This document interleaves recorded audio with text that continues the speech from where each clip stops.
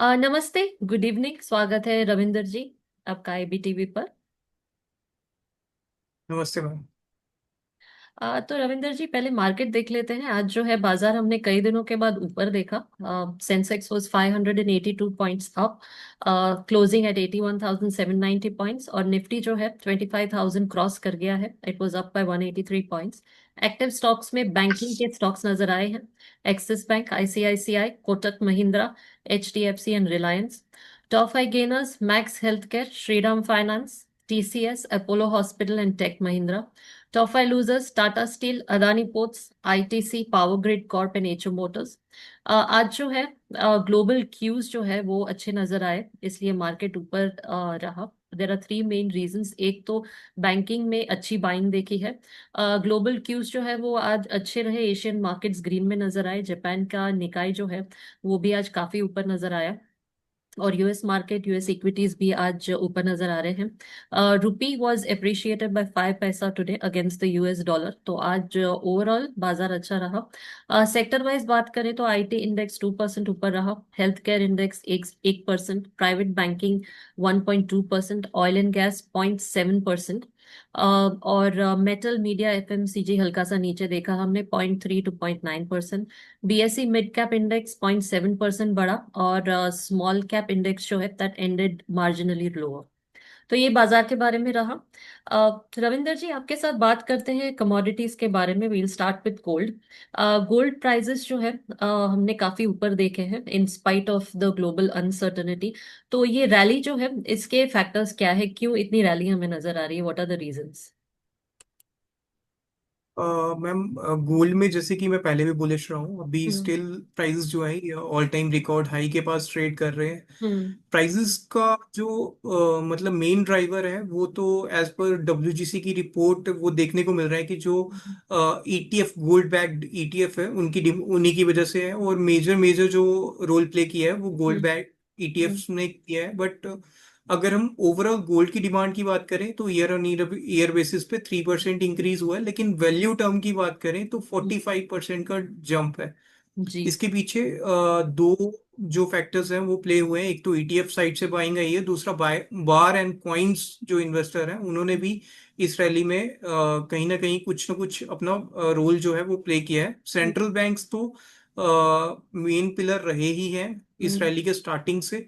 लेकिन अभी अगर हम करंट सिचुएशन देखें तो सेंट्रल बैंक्स ने बाइंग थोड़ी सी कम करी है कंपेयर टू प्रीवियस क्वार्टर, लेकिन स्टिल वो बाइंग जो है वो काफी ज्यादा हायर साइड पे 166 टन के आसपास की बाइंग सेंट्रल बैंक्स ने करी है। हम्म। बाकी अगर ज्वेलरी साइड की बात करें तो वहां पे वॉल्यूम्स थोड़े से श्रिंक हुए हैं क्योंकि प्राइसेस काफी हायर साइड पे हैं। तो हम्म। वॉल्यूम्स जो है वो अभी पेंडेमिक लेवल पे आ चुके हैं जो 2020 के टाइम पे थे। ओवरऑल यही मेन रीजंस है। और एक टैरिफ जो है उसकी वजह से जो ग्लोबल अनसर्टेनिटी बन रही है और ट्रेड वॉर जैसा सिचुएशन बन रहा है उसमें सेफ हेवन बाइंग भी इसमें देखने को मिल रही है। जी। अभी जो है हम देख रहे हैं कि इंटरेस्ट रेट जो है वो नेक्स्ट ईयर 2026 में भी expected to ease off a little bit. तो उसके बाद भी क्या gold will be still a preferred safe haven asset? देखिए, गोल्ड तो कंटिन्यूस अपसाइड ही रहेगा और उम्मीद यही है कि अगर ईजिंग फर्दर होती है, अगर ये स्लो डाउन की वजह से भी होती है तो डाइवर्सिफिकेशन स्ट्रेटजीज जो है वो हम्म। प्ले में आ जाएंगी। लेकिन अगर मेजर इकोनॉमिक और जियोपॉलिटिकल शॉक की वजह से होती हैं तो सेफ हेवन बाइंग जो है वो रिटर्न होती हुई दिखेगी। हम्म। ओवरऑल गोल्ड जो है ये रेट कट होने से यहाँ से पॉजिटिव ही बनता हुआ दिख रहा है हम्म। ओवरऑल, क्योंकि जो डेट यूएस पे डेट है वो काफी ज्यादा इंक्रीजिंग साइड पे है और अभी शटडाउन्स भी चल रहे हैं वहां पे। तो ओवरऑल गोल्ड के लिए यहाँ पे सिनेरियो पॉजिटिव ही बनता हुआ दिख रहा है। जी। इंडिया जो है वो सबसे लार्जेस्ट कंज्यूमर है फॉर गोल्ड। तो अभी जो फेस्टिव सीजन आ रहा है, वेडिंग सीजन आएगा, तो do you see the prices going up, या आपको लगता है कि डिमांड में कोई असर पड़ेगा क्योंकि प्राइजेस ऊपर जा रहे हैं? देखिए, कहीं ना कहीं वॉल्यूम्स में जरूर डिफरेंस देखने को मिलेगा, लेकिन इंडिया में गोल्ड को ऑस्पिशियस कंसिडर किया जाता है। और रिसेंट जो हिस्टोरिकल अगर हम देखें तो जब भी गोल्ड के प्राइसेस अपसाइड मूव हुए हैं फेस्टिवल सीजन पे कहीं ना कहीं बाइंग लौट के आई है। और अभी भी उम्मीद है कि बाइंग जो है ये अगेन से लौट के आ जाएगी। और लेकिन वॉल्यूम्स उतने ज़्यादा नहीं बढ़ेंगे, क्योंकि ये जो कस्टमर्स हैं जो परचेज करने जाएंगे गोल्ड, वो रेदर देन 22 कैरेट या 24 कैरेट, वो थोड़ा सा शिफ्ट कर रहे हैं डाउनवर्ड्स 18 कैरेट और 14 कैरेट्स पे, और लाइटर लाइटर ज्वेलरी जो है वो परचेज कर रहे हैं। हम्म, जरूर बाइंग आएगी, लेकिन वॉल्यूम्स में हमें थोड़ा सा डाउनसाइड ही देखने को मिलेगा। जी। अगर इन्फ्लेशन हेज के नजरिए से देखें तो is gold still a better option than bitcoin? जी बिल्कुल, गोल्ड तो एक लंबा ट्रैक रिकॉर्ड लेके चल रहा है। बिटकॉइंस की बात करें तो बिटकॉइन ज्यादातर वोलाटाइल हैं और स्पेकुलेटिव, और रिएक्ट करते हैं ज्यादा लिक्विडिटी और रिस्क सेंटिमेंट पे, hmm, rather than inflation directly. तो गोल्ड जो है वो अभी भी स्टिल एक बेटर ऑप्शन है inflation against hedge, rather than bitcoins या अदर क्रिप्टो करेंसीज। जी। लॉन्ग टर्म पर्सपेक्टिव से देखें तो how should investors view gold now, as a long term hold या as short term speculative play?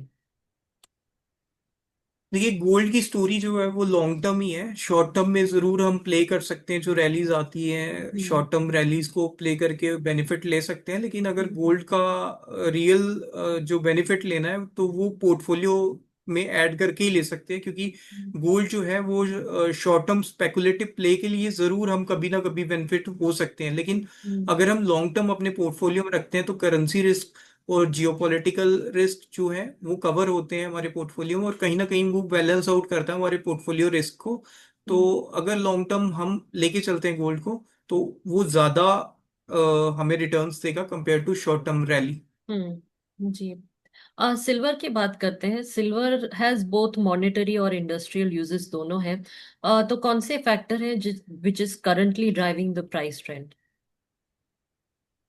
देखिए, silver में जो अभी ट्रेंड जो जिसकी वजह से सिल्वर रैली काफी ज्यादा बुलिश होती हुई दिखी है और प्राइसेस काफी ज्यादा अपसाइड सस्टेन भी कर रहे हैं, उसका मेन रीजन है कि इंडस्ट्रियल डिमांड जो है सिल्वर में वो कंटिन्यूसली इंक्रीजिंग साइड पे है। एज ऑफ 2024 19% के आसपास सिल्वर की डिमांड थी इंडस्ट्रियल। और जो लेटेस्ट प्रोजेक्शन है उसके अकॉर्डिंग ये गोल्ड सिल्वर की जो बाय 2030 हम्म, सिल्वर की जो इंडस्ट्रियल डिमांड है वो इंक्रीज करके 170% तक चली जाएगी। हम्म, और इसके पीछे ज्यादातर रोल प्ले कर रहा है जो क्लीन एनर्जी और solar panels and EV sector, क्योंकि अगर सोलर पैनल की बात करें तो ऑलमोस्ट 15 से 20% ऑफ सिल्वर जो है वो यूज्ड होती है, हम्म, क्योंकि उसकी कंडक्टिविटी हाई होती है, और ये कंडक्टिव पेस्ट के फॉर्म में सिल्वर को सोलर पैनल्स में यूज किया जाता है। तो जिस तरीके से इंस्टॉलेशंस बढ़ रही है सोलर इंडस्ट्री की, तो उम्मीद यही है कि सिल्वर की डिमांड जो है ये फर्दर हायर साइड है। और अभी एक लेटेस्ट रिपोर्ट भी आई है जिसमें दिखा रहे हैं कि चाइना इतने हायर प्राइसेस पे भी सिल्वर को कंटिन्यूस बाइंग बाइंग कर रहा है, हम्म, और इसी वजह से प्राइसेस जो है ये सपोर्टिव है इतने हायर लेवल पे भी। अभी अगर बात करें तो क्रिटिकल रेजिस्टेंस के पास सिल्वर जाने वाला है $50, और वो अगर उस लेवल को ब्रीच कर जाता है तो देन हमें देखने को मिलेगा जल्दी वो $54 और $60 तक अपसाइड में मूव कर जाएगा। हम्म, जी। अ, हम अगर क्लीन एनर्जी ट्रांजिशन देखें तो इट इज एक्सेलरेटिंग। तो सिल्वर डिमांड जो है फ्रॉम सोलर और ईवी सेक्टर के तरफ से कितना इंक्रीज हो रहा है? इसके बारे में मैंने ऑलरेडी बोला कि सिल्वर की लास्ट ईयर जो डिमांड थी वो 19% के आसपास थी। बाय हम्म, 2030 उम्मीद है कि 170% के आसपास इंक्रीज कर जाएगी। प्रोजेक्शंस ये दिखा रही हैं सिल्वर इंस्टीट्यूट की जो रिपोर्ट है। हम्म, और अभी अगर हम अपने इंडिया में भी बात करें तो इंडिया में भी कंटिन्यूसली लोग जो है ये शिफ्ट कर रहे हैं ईवीज में और हम्म, सोलर में। हम्म, गवर्नमेंट का भी फोकस यही है कि एनर्जी मिक्स में थोड़ा सा शिफ्ट लाया जाए ताकि अपने डेफिसिट को थोड़ा सा सुधारा जाए, जो कि ज्यादा डिपेंडेंसी हमारी में ऑयल पे है जो हम हम्म, इम्पोर्टर है।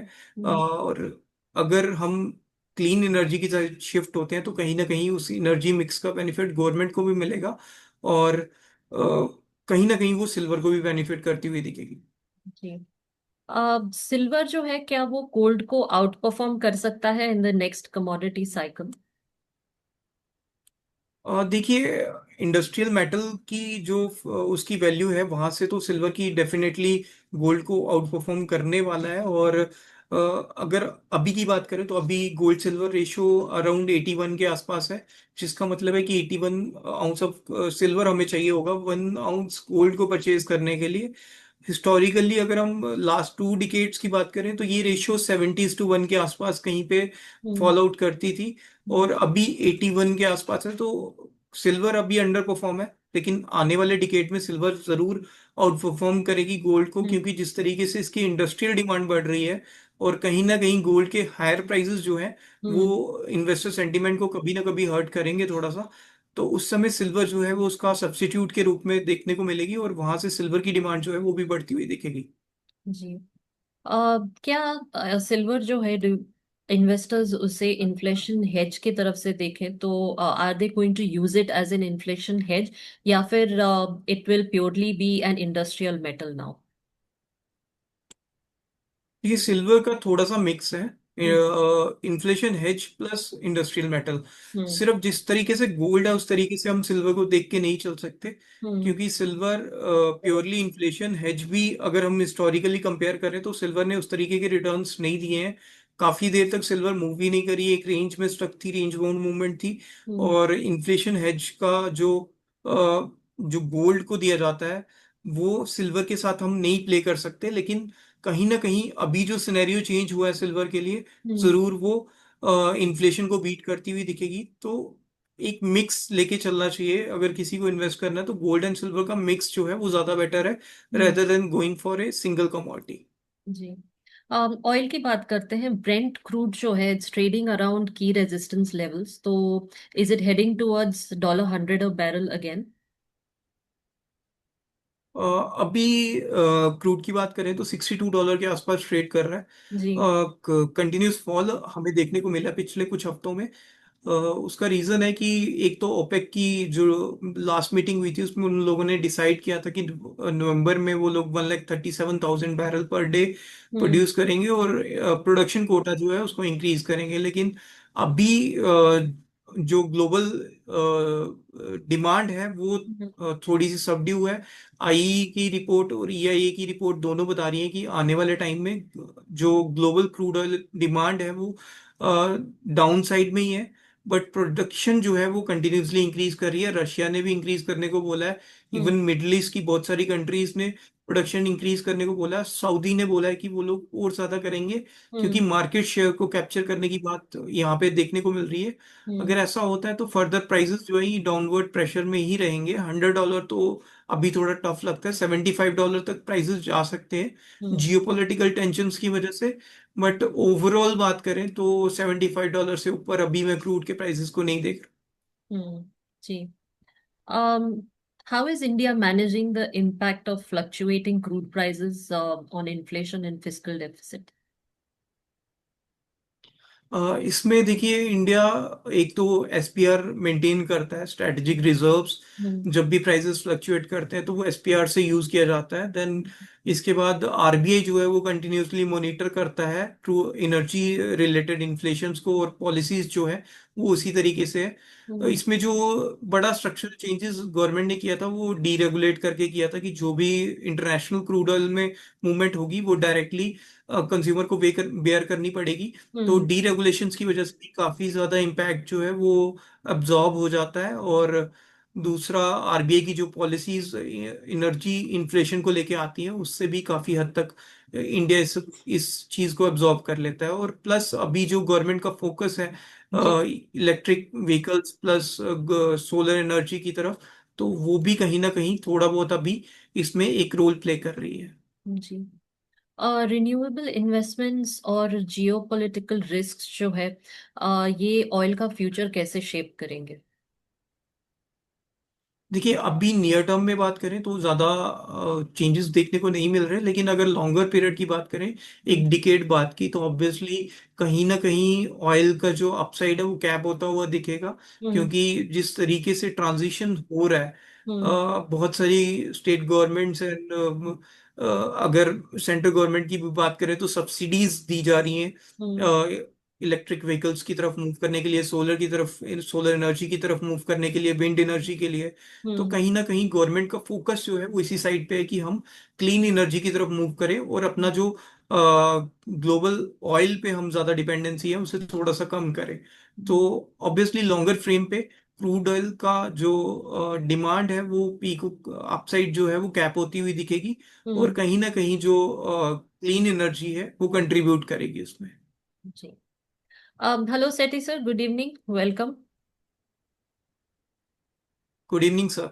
सर आप म्यूट पे हो। आप म्यूट हैं सर। जी। सर आपको अनम्यूट करना पड़ेगा, आपकी आवाज नहीं आ रही है।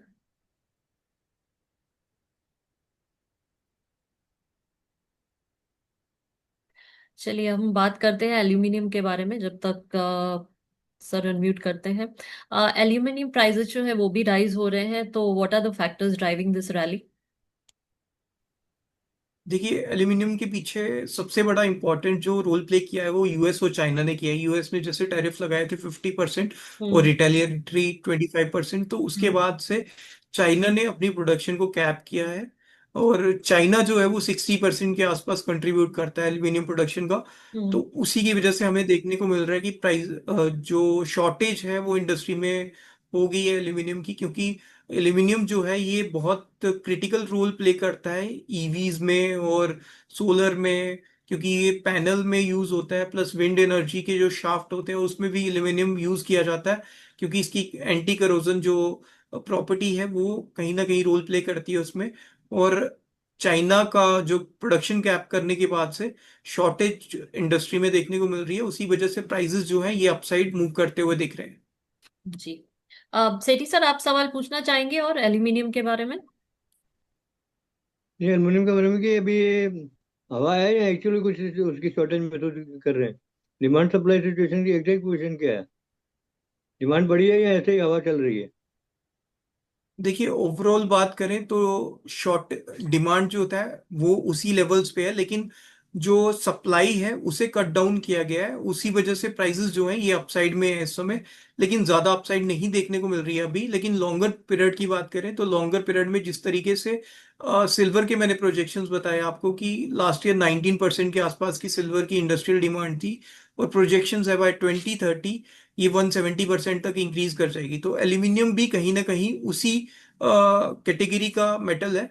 और एल्यूमिनियम की भी यूजेज जो है वो कहीं ना कहीं क्लीन एनर्जी के जो प्रोडक्ट्स हैं उसमें यूज की जाती है। जैसे सोलर पैनल्स की बात करें तो पैनल्स में एल्यूमिनियम यूज होती है, विंड एनर्जी में भी यूज होती है। ईवी के स्ट्रक्चर जो पैन स्ट्रक्चर बनाया जाता है वो एल्यूमिनियम से बनाया जाता है, क्योंकि ड्यू टू इसकी एंटी करोजन प्रॉपर्टी की वजह से। तो आने वाले समय में एल्यूमिनियम की कॉपर की तरह और सिल्वर की तरह डिमांड कंटिन्यूस इंक्रीज होती हुई दिखेगी। और जिस तरीके से चाइना ने अभी प्रोडक्शन कैप किया है, तो ऑब्वियसली सप्लाई कंस्ट्रेंट्स जो है वो मार्केट में देखने को मिलेंगे, और उसी वजह से प्राइसेस जो है ये अपसाइड भी मूव कर रहे हैं। प्रोडक्शन कैप तो टेम्पररी फिनोमेना हुआ ना, जी जैसे बिल्कुल। ऑयल में करते हैं ये लोग, थोड़ा टाइम के लेकिन लिए प्रोडक्शन ये कम कर ये देते हैं। तो रिटेलिएटरी है ना, जैसे यूएस ने सैंक्शंस लगाए हैं उसके बाद से ही है। अच्छा। तो तो नहीं चाइना फिर कहीं ना सिल्वर, कहीं तो कंट्रोल करना चाहेगा इसको। सिल्वर तो गोल्ड से आगे निकल गया है एक नहीं, साल में। अभी कंपैरेटिव अभी अभी स्टिल जो गोल्ड सिल्वर रेशियो है वो 81:1 पे ट्रेड हो रही है। लास्ट 2 डिकेड्स का एवरेज देखें तो 70:1 के आसपास है। अभी स्टिल सिल्वर के लिए अपसाइड रूम है मूव करने के लिए। पर मेन कारण क्या है इसके, कि अभी सब लोग मेटल मेटल कर रहे हैं? टाटा स्टील नहीं चल रहा था तो अभी टाटा स्टील भी चलने लगा है। कि मेटल क्या है सो चाइना? मेन रीजन ये है ना, चाइना ने जो प्रोडक्शन कैप करी है उसी की वजह से एक फियर मार्केट में आ गया है कि सप्लाई जो है वो कम हो गई है और डिमांड बढ़ रही है, उसी वजह से प्राइसेस जो है ये अपसाइड में है। तो आपको क्या लगता है इसका इन्वेस्टमेंट के लिए? करना चाहिए, एल्यूमिनियम में भी करना चाहिए, कॉपर में भी करना चाहिए, इवन गोल्ड एंड सिल्वर में भी करना चाहिए, बट लॉन्ग टर्म पर हमारी, पर्सपेक्टिव से, शॉर्ट टर्म पर्सपेक्टिव से नहीं। तो हमारी बड़ी बड़ी कंपनियां कौन सी हैं एल्युमिनियम की? अभी तो नेशनल एल्यूमिनियम कंपनी करके है गवर्नमेंट की, नैल्को। हम्म। तो इसमें और भी अच्छा, बहुत सारी, वेदांता वेदांता भी है, नैल्को है।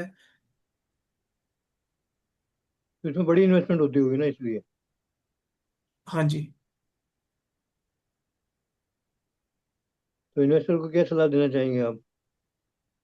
इन्वेस्टर को यही सलाह है कि कंटिन्यूसली गोल्ड एंड सिल्वर को अपने पोर्टफोलियो में ऐड करके चले, और कहीं ना कहीं कुछ वेटेज आप कॉपर एंड एल्यूमिनियम को भी देके चले। तो मतलब इसका एक पोर्टफोलियो बना ले मेटल्स का। बना सकते हैं, बट पोर्टफोलियो। प्योरली मेटल्स पे रिलाई करना थोड़ा सा रिस्की रहेगा। बट कुछ परसेंटेज, आप 10 से 15% का आप अपने पोर्टफोलियो में अगर गोल्ड एंड सिल्वर को दे दे, देन उसके बाद में 7 to 8% आप कॉपर एंड एल्यूमिनियम को करें, तो ऑब्वियसली नियर टर्म में और लॉन्गर फ्रेम में आपको गेन्स देखने को मिलेंगे, और जो इक्विटी साइड में सेल ऑफ आएगा तो वो कहीं ना कहीं ऑफसेट करेगा उस फॉल को। मतलब अभी कमोडिटी के लोग जो है अच्छा से देख रहे हैं, माफ करिएगा। इन्वेस्टमेंट करने के ध्यान से सोच रहे हैं। बिल्कुल। अभी तो वॉल्यूम्स कंटिन्यूसली बड़े हैं इन्फ्लो इसके। देखने को मिल रहा है। वॉल्यूम्स बड़े हैं इनके, एल्युमिनियम के वॉल्यूम्स तो उसके। इंक्रीजिंग साइड पे ही है। इवन सिल्वर इतनी हायर साइड पे है।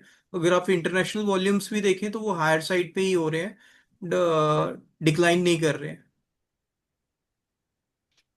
एक तरफा चल रहा है बाजार। हाँ जी। जी जी। जी। अब आप और कुछ कहना चाहेंगे? Any advice about gold, silver, oil, copper या एल्यूमिनियम? आप क्या सलाह देंगे इन्वेस्टर्स को? तो ऑयल प्राइसेस अभी थोड़े से डाउन साइड फेज हम्म। में ही है। जरूर एक रेंज बाउंड मूवमेंट देखने को मिलेगी, अपसाइड में भी एक रैली आती हुई दिखेगी, लेकिन अपसाइड कैप है। हम्म। और gold and silver further bullish ही देखने को मिल रहे हैं। हम्म। फ्रेश पोजीशंस इन लेवल्स पे एडवाइस नहीं है, डिप करता है तो बाइंग करके चल सकते हैं। हम्म। ओवरऑल अगर हम बात करें तो copper, aluminium and gold silver में बाइंग रहनी चाहिए। क्रूड में आप डायरेक्शनल प्ले कर सकते हैं, बट ओवरऑल क्रूड एक रेंज में ट्रेड करता हुआ दिखेगा। जी। रविंदर जी, थैंक यू सो मच आज जुड़ने के लिए। आपने अच्छी जानकारी दी हमें कमोडिटीज के बारे में। Thank you so much sir. आपसे फिर आप मिलेंगे जल्दी। Thank you. थैंक नमस्ते। थैंक यू, थैंक यू नमस्कार। Ma'am, thank you sir.